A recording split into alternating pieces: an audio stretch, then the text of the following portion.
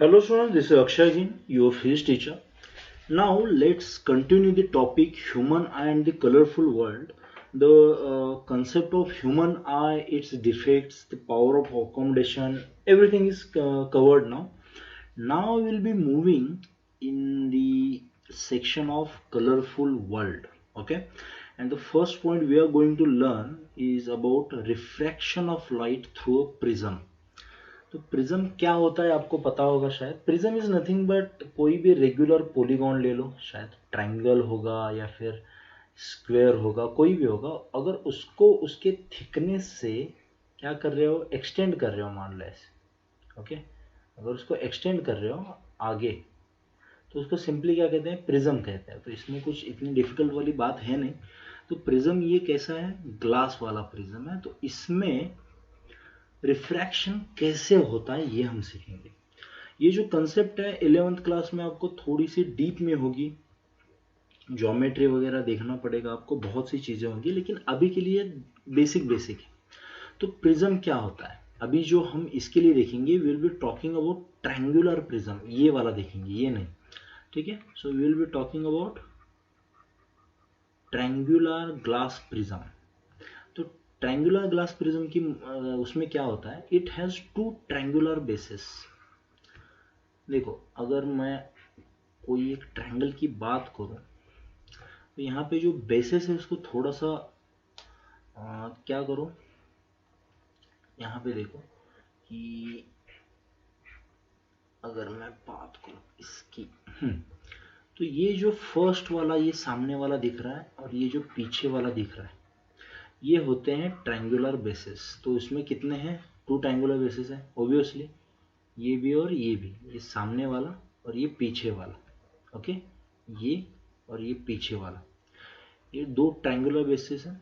And three rectangular lateral surfaces. Obvious सी बात है, अगर यहां से देखोगे इस साइड से, तो ये जो साइड दिख रही है ये कैसी है, रेक्टेंगुलर है. वहां से देखोगे तो वो भी रेक्टेंगुलर है, 1 2 and this is 3. So three rectangular lateral surfaces. These surfaces are inclined to each other. ये जो rectangular surfaces है वो थोड़ा triangular manner में क्या हो गए, एक दूसरे के साथ inclined हो गए, ऐसे समझ में आ रहा है. तो जब वो inclined होते हैं तो angle between two lateral surfaces को हम कहते हैं एंगल ऑफ प्रिज्म. ये ध्यान में रखना, एंगल ऑफ प्रिज्म क्या होता है कि ये जो यहाँ पे दिख रहा है, ये इस लेटरल सरफेस और इस लेटरल सरफेस में जो एंगल होता है उसको कहते हैं हम एंगल ऑफ प्रिज्म, जिसको डिनोट करेंगे हम एंगल ए से. समझ में? ओके, तो अभी देखो कि हम क्या करेंगे कि कोई एक लेजर वाली लाइट हमने यहां से ऐसे इस लेटरल सरफेस पे, कौन से लेटरल सरफेस पे, पहले ए बी वाले लेटरल सरफेस पे हमने फेंक दी. ओके, तो सनलाइट आ गई ए बी वाले सरफेस से. अभी हमें पता है कि ये जो मीडियम है एयर है और ये जो है ये ग्लास है. तो जब एयर कौन सा मीडियम है, रेयर मीडियम है, और ग्लास जो है it is denser medium. so when the sunlight moves from a rare medium to denser medium, the ray bend towards the normal. किसकी तरफ बेंड होता है, टुवर्ड्स द नॉर्मल. तो ये जो एयर है और ये जो ग्लास है, इनकी जो बाउंड्री आपको यहाँ पे दिख रही है. ओके, तो इस बाउंड्री को मैं क्या करूँगा, ऐसे नॉर्मल निकालूंगा. 90 डिग्री पे नॉर्मल होती है, देखा था हमने. तो ये जो सनलाइट आ रही है, it is forming incident angle, angle I. Okay, तो यहां से अगर देखोगे तो ये जो एंगल ऑफ रिफ्लेक्शन आया और ये जो एंगल ऑफ रिफ्रैक्शन जा रहा है यहाँ पे, it has moved slightly towards the normal. इस नॉर्मल की तरफ ये बेंड हो गया, because we are moving from rare medium to denser medium. Okay, now here we are moving from dense medium to rare medium. और यहाँ पे इस सरफेस से ये क्या कर रहा है, आगे चला जा रहा है. तो इस सरफेस में हम ग्लास से एयर में चले गए. तो जब when we are moving from glass to air, the refract और the ray should move away from the normal. तो यहाँ पे ये जो नॉर्मल अगर मैंने ड्रॉ किया इस सरफेस के लिए, इस बाउंड्री के लिए, AC के लिए मैंने नॉर्मल ड्रॉ किया परपेंडिकुलर, तो यहाँ पे जो ये एंगल था, एंगल ऑफ रिफ्रैक्शन, तो ये जो एंगल था उससे ज़्यादा एंगल होना चाहिए because it should move away from the normal. तो यहाँ पे जो ये रे आ रहा है वो ऐसे चला गया, समझ में आ रहा है? ये जो ऐसा आया था वो क्या हो गया, यहाँ पे देखो 1 मिनट, यहाँ पे जो रे ऐसा आया था, मान लो P Q R और S, तो P Q पहला रिफ्रैक्शन यहाँ पे हुआ पॉइंट 1 पे और Q पे, उसके बाद सेकेंड रिफ्रैक्शन पॉइंट 2 पे हुआ या फिर पॉइंट R पे, और उसके बाद ऐसे चला गया। Got it?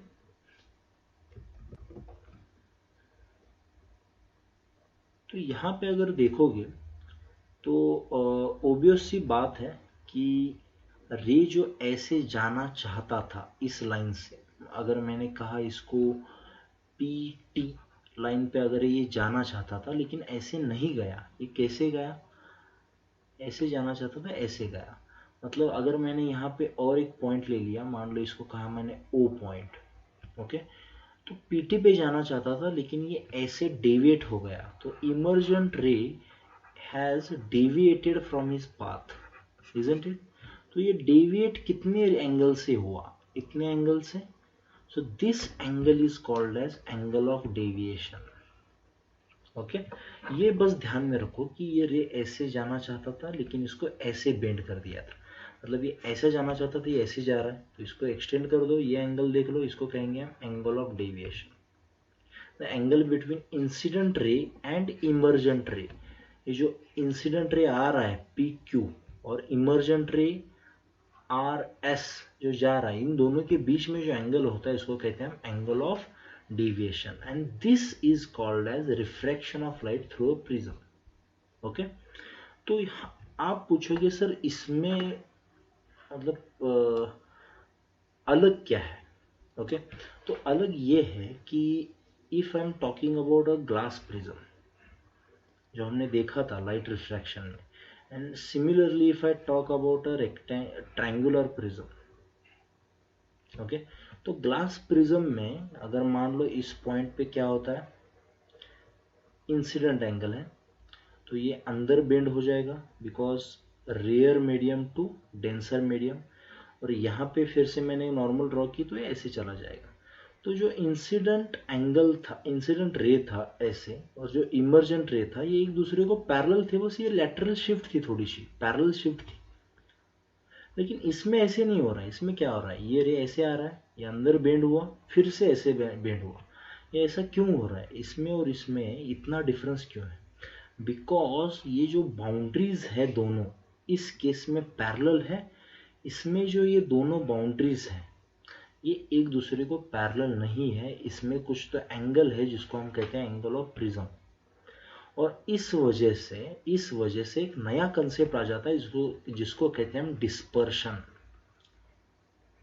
तो यहां से अगर मैंने व्हाइट लाइट भेजी तो ये ऐसे जाके बेंड होके ऐसे आ जाएगी, लेकिन इस केस में इसका डबल रिफ्रैक्ट, यहाँ पे भी डबल ही रिफ्रैक्शन हुआ है लेकिन पैरेलली बाहर आ गई है। यहाँ पे क्या हो रहा है, ऐसे जाके और बेंड हुई है, और यहाँ से जब बाहर आता है कोई रे व्हाइट लाइट के, यहाँ से अगर मैंने व्हाइट लाइट भेज दी, यहाँ से जब बाहर आते हैं तो सातों कलर 7 कलर्स बाहर जाते हैं। अगर मान लो मैंने ऐसे रेड कलर भेज दिया तो रेड कलर ही बाहर आएगा ऐसे, लेकिन अगर यहाँ से मैंने व्हाइट लाइट भेज दी तो ये सातों कलर लेके बाहर आता है, पूरा फोड़ के आता है कंप्लीट, समझ में आया? तो ऐसे इन दोनों में यहाँ पे डिस्पर्शन क्यों नहीं हो रहा है? यहाँ पे डिस्पर्शन होता है, यहाँ पे छोटा सा डिस्पर्शन होता है, लेकिन ये दोनों पैरेलल होने की वजह से फिर से व्हाइट लाइट बन के बाहर आ जाता है। ओके, ये आगे जाके देखेंगे हम, लेकिन यहाँ पे डिस्पर्शन क्यों नहीं दिख रहा है हमें? बिकॉज दीज टू सरफेसेस और refracting boundaries are parallel to each other, but here these refracting boundaries are not parallel to each other। समझ में आया? तो इस वजह से यहाँ पे डिस्पर्शन हो रहा है, यहाँ पे डिस्पर्शन नहीं हो रहा है, ये ध्यान में रखना, बहुत इंपॉर्टेंट है। ओके,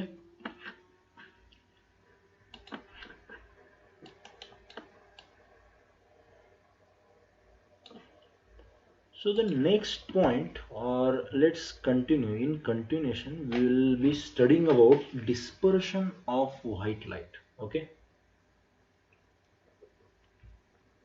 मैंने बोला कि अगर यहाँ पे ये प्रिज्म है और इसमें से अगर मैंने रेड लाइट भेज दी या फिर कोई भी एक कलर की सिंगल कलर की लाइट भेज दी, जिसको हम सिंपली कहते हैं मोनोक्रोमेटिक लाइट। मोनोक्रोमेटिक, मोनो का मतलब क्या होता है सिंगल, और क्रोमेटिक का मतलब कलर के रिलेटेड। तो सिंगल कलर, तो अगर रेड होगा, वॉयलेट हो, वॉयलेट तो नहीं दिख सकता क्योंकि हमारी आई उसको परसीव नहीं करती, कोई भी ब्लू ग्रीन कोई भी प्राइमरी कलर्स बोल दो, तो यहाँ से एक ही कलर बाहर आएगा, जो कलर भेजा था वही कलर यहाँ से बाहर आ जाएगा। But if I am talking about a white light, तो व्हाइट लाइट का प्रॉब्लम क्या है कि व्हाइट लाइट जो है ये पूरी रेडिएशन स्पेक्ट्रम है, मतलब पूरी एनर्जी है, तो उसमें बहुत सारी वेव्स है। मतलब if I start from this cosmic rays, X rays, gamma rays, वहां से पूरा रेडियो वेव्स तक ये पूरा स्पेक्ट्रम भरा पड़ा है। ओके, तो यहाँ पे ये जो छोटा सा पार्ट है वो हम गरीबों के लिए दे दिया है, तो जिसको हम क्या कहते हैं, it is called as visible spectrum. Okay, तो विजिबल स्पेक्ट्रम में सबसे यहाँ पे जो है वो है वॉयलेट, जो 400 नैनोमीटर तक है, और यहाँ पे जो है वो है रेड। तो रेड से आगे जो है उसको कहते हैं इंफ्रा रेड, और वॉयलेट से अंदर जो है उसको हम कहते हैं अल्ट्रा वॉयलेट। ओके, तो वॉयलेट और रेड के हिसाब से जैसे जैसे यहाँ पे जाओगे क्या हो रहा है, वेवलेंथ बढ़ती जा रही है। मतलब सबसे कम वेवलेंथ किसकी है, वॉयलेट की, सबसे ज़्यादा वेवलेंथ किसकी है, रेड की। और जैसे जैसे वेवलेंथ बढ़ेगी, देखो ये पूरी व्हाइट लाइट जो है इसकी जो स्पीड होती है इट इज 3 × 10⁸ मीटर्स पर सेकेंड। ओके, और हमने साउंड चैप्टर में शायद आपने देखा होगा 9th क्लास में कि लाइट की स्पीड या फिर कोई भी speed it is given as wavelength into frequency. और अगर सबकी स्पीड सेम है, ओके, तो speed is given as wavelength, wavelength को लिखते हैं लैम्बडा, इनटू फ्रीक्वेंसी को लिखते हैं न्यू, इसको न्यू भी लिख सकते हो ऐसे। ओके, या फिर इसको सिंपली एफ बोल दो, फ्रीक्वेंसी एफ। तो अगर ये कांस्टेंट है, वी कांस्टेंट, तो ये अगर वेवलेंथ बढ़ेगी तो फ्रीक्वेंसी क्या होगी, कम होगी, क्योंकि इन दोनों की मल्टीप्लिकेशन कैसे आनी चाहिए, कांस्टेंट। तो अगर यहाँ पे जाते समय अगर वेवलेंथ बढ़ रही है तो frequency will be reduced. Okay, तो रेड की फ्रीक्वेंसी बहुत कम होती है, वॉयलेट की फ्रीक्वेंसी बहुत ज़्यादा होती है। इसलिए अभी वॉयलेट भी छोड़ दो, यहाँ पे जो ये रेज दिख रहे हैं आपको, कौन कौन से रेज है, एक्स रेज है, गैमा रेज है। ओके, इनकी फ्रीक्वेंसी ज़्यादा है, मतलब इसलिए तो ये अपनी मतलब बोन्स वगैरह इनको क्या कर सकते हैं, मतलब तोड़ के उसके अंदर का पूरा स्ट्रक्चर निकाल सकते हैं बाहर, समझ में आ रहा है। इसलिए इनमें एनर्जी भी बहुत ज़्यादा होती है। ओके, और यहाँ पे हर एक कलर का अपना फ़ायदा है। ओके, इनकी फ्रीक्वेंसी ज़्यादा है, और यहाँ पे ये जो ब्रॉडकास्ट रेडियो रडार वगैरह है, इनकी वेवलेंथ ज़्यादा होने की वजह से लॉन्ग ट्रांसमिशन के लिए इसको यूज़ कर सकते हैं, बहुत दूर तक भेजने के लिए। ठीक है, तो ये ध्यान में रखना कि इधर वालों की वेवलेंथ ज़्यादा है, इधर वालों की फ्रीक्वेंसी ज़्यादा है। इधर जैसे जाओगे वेवलेंथ बढ़ेगी, इधर जैसे आओगे फ्रीक्वेंसी बढ़ेगी, समझ में आया।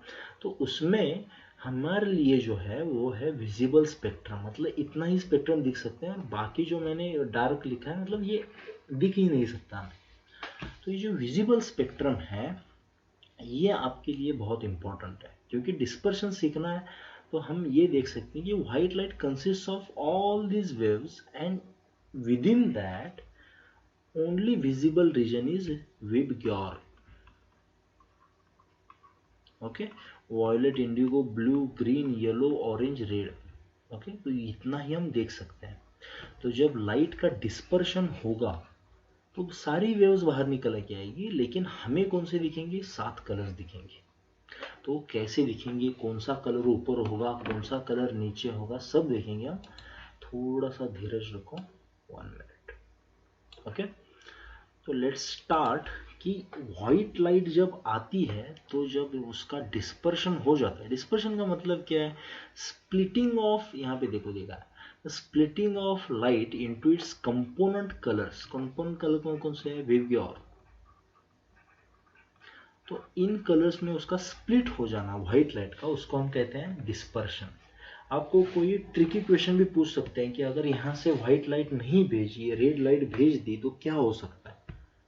डिस्पर्शन नहीं होगा obviously, because dispersion is only possible in case of white light.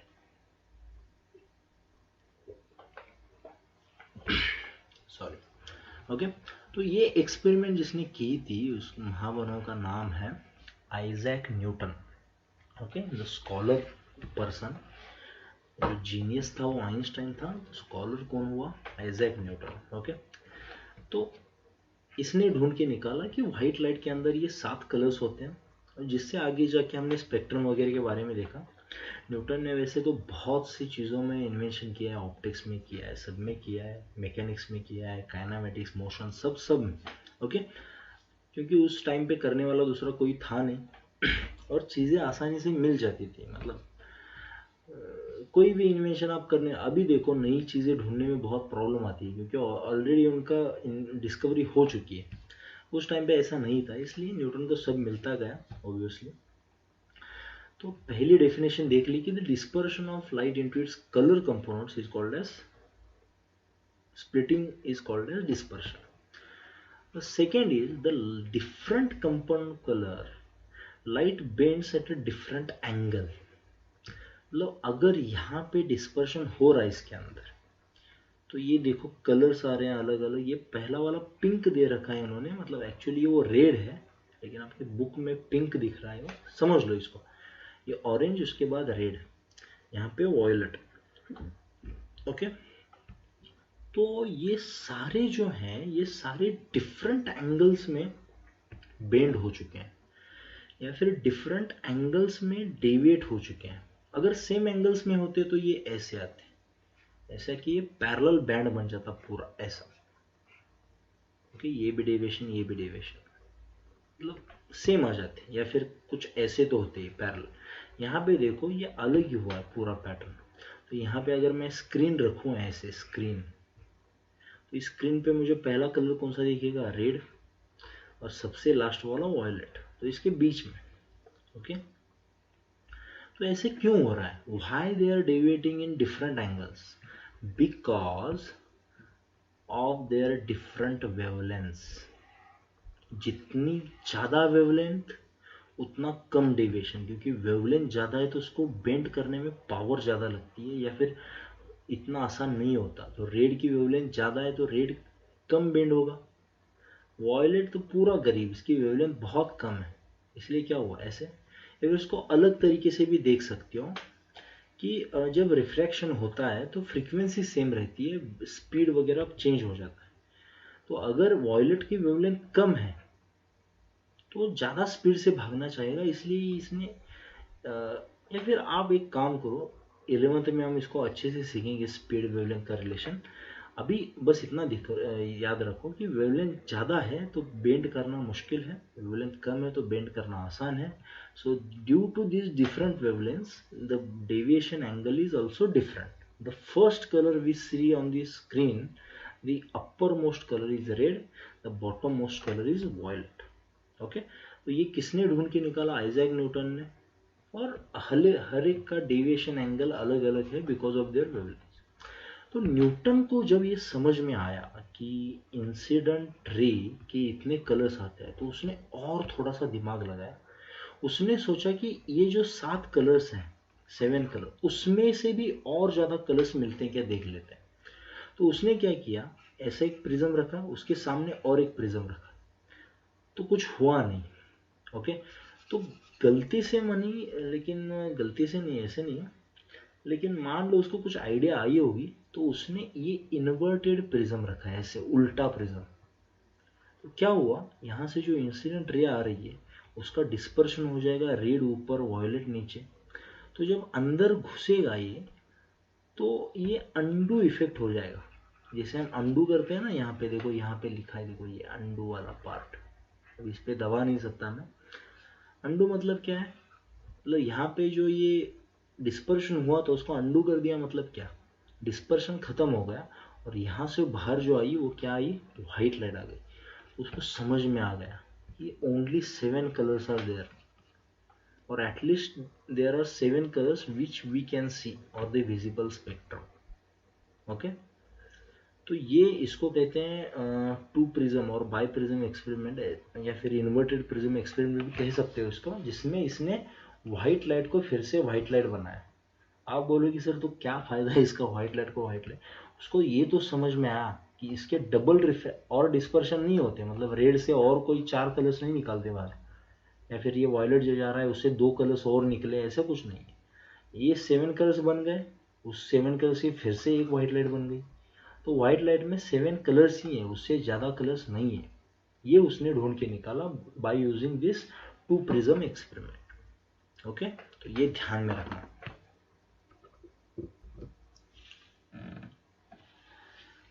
अब जो डिस्पर्शन हमने सीखा वो अगर रियल लाइफ में आपको देखना है, हर बार प्रिज्म लेके नहीं देख सकते ना, तो प्रिज्म आपके ज़िंदगी में आने से पहले भी एक चीज़ आ गई थी जिसको आपने बहुत एंजॉय किया होगा, जिसको कहते हैं रेनबो। ओके तो डिस्पर्शन यहाँ पे भी होता है, लेकिन इसको पढ़ने से पहले हमें थोड़ी बेसिक कंसेप्ट सीखनी पड़ेगी जो अनफॉर्चुनेटली आपके बुक में नहीं है, जिसको हम कहते हैं टोटल इंटरनल रिफ्लेक्शन। ओके ये शायद थोड़े बच्चों को पता भी होगा, तो थोड़ा सा रेनबो को थोड़ा सा दूर रखो, मैं आपको एक कंसेप्ट सिखाऊंगा जो ध्यान में रखना। मान लो क्या हो रहा है कि एक डेंसर मीडियम है, यहाँ पे कौन सा मीडियम है, डेंसर, और यहाँ पे रेयरर मीडियम, या फिर इसको ग्लास बोल दो, यहाँ पे इसको एयर बोल दो। ओके तो जब डेंसर मीडियम से कोई इंसिडेंट रे आता है लाइट का, तो ऑब्वियस सी बात है it moves away from the normal. Okay ऐसे बेंड हो जाता है, ये थोड़ा इसको भूल जाओ। ओके मैंने क्या किया, इसको और थोड़ा इंसिडेंट एंगल बता दे, 1 मिनट। तो इसका जो इंसिडेंट एंगल है इसको और बढ़ा दिया मैंने, तो ये और ज़्यादा बेंड हो जाएगा। इस इंसिडेंट एंगल को और ज़्यादा बढ़ा दिया, तो एक टाइम आएगा जब ये पूरा फ्लैट बन जाएगा, हॉरिजॉन्टल। समझ में आ रहा है, ये अपना इंसिडेंट एंगल है, ये अपना रिफ्रैक्टेड एंगल है। ओके तो बढ़ते बढ़ते रिफ्रैक्टेड एंगल कितना बन जाएगा, 90 डिग्री। तो ये जो एंगल है जिस पे रिफ्रैक्टेड एंगल 90 डिग्री बन गया, उस एंगल को कहते हैं क्रिटिकल एंगल। ओके ध्यान में रखना। अभी इससे भी ज़्यादा अगर मैंने बढ़ाया तो ये 90 डिग्री क्या होता है, ये अंदर आ जाता है पूरा, ये जो इंसिडेंट रिफ्रैक्टेड एंगल है ये पूरा अंदर आ जाता है। मतलब if I increase that angle more than the critical angle, the ray will not get refracted, it will totally internally reflected। क्या हो जाएगा, इसका रिफ्लेक्शन हो जाएगा। समझ में आ रहा है, जैसे जैसे रिफ्लेक्शन होते होते पूरा अभी इस मीडियम में गया ही नहीं, ये पूरा अंदर आ गया। ओके और ये कब पॉसिबल है, when we are moving from a denser medium to rarer medium. ध्यान में रखना। और ये कंसेप्ट हम कहाँ पे यूज करते हैं, फाइबर ऑप्टिक्स में। जो आपका इंटरनेट आता है ना घर में, जो फाइबर ऑप्टिक्स से आता है उसमें यूज करते हैं। उसमें जो ट्यूब होती है उसके अंदर ये लाइट का रे ऐसे ऐसे चला जाता है, क्योंकि दिस इज डेंसर मीडियम और एयर क्या है, रेयर मीडियम। तो ये क्रिटिकल एंगल से ज़्यादा एंगल में भेजते हैं, तो ये इंटरनली रिफ्लेक्ट होते होते होते होते विदाउट एनी लॉस सिग्नल बहुत फास्ट आगे चला जाता है। ठीक है तो इस मेथड को क्या कहते हैं, total internal reflection, where the angle of incidence is more than the critical angle. And what is critical angle, when the incident ray is such at such a value that the refracted ray is 90 degree. Okay तो ये वाला diagram बोल रहा हूँ, तो उसको कहते हैं टोटल इंटरनल रिफ्लेक्शन, जिसमें रिफ्लेक्शन होता ही नहीं है, अंदर ही टोटली इंटरनली रिफ्लेक्ट हो जाता है पूरा। ओके अंदर। तो अभी फिर से आते हैं रेनबो पे। रेनबो का बेसिक कंसेप्ट क्या है कि water droplet act like a prism, droplets act like prism. मतलब वाटर का, मान लो ये वाटर का ड्रॉपलेट है, ऐसे इतना बड़ा नहीं होता, फिर भी अभी समझने के लिए मैंने ड्रॉ किया। नहीं बोलोगे सर पत्थर नहीं गिरते, ओके। ये ड्रॉपलेट है, तो मान लो यहाँ से सनलाइट सनलाइट आ गई, समझ लो इस चीज को, समझ लो ये ड्रॉपलेट है अपना, ओके। यहाँ से सनलाइट आ गई, देखो आ गई। अभी ऑब्वियस सी बात है कि यहाँ पे ये प्रिज्म की तरह अगर वाटर ड्रॉपलेट काम कर रहा है तो क्या होगा, यहाँ पे डिस्पर्शन होगा। The first step would be dispersion, okay. यहाँ पे पहली स्टेप क्या होगी, डिस्पर्शन, जिसमें रेड कलर ऊपर वायलेट कलर नीचे, ऑब्वियस सी बात है।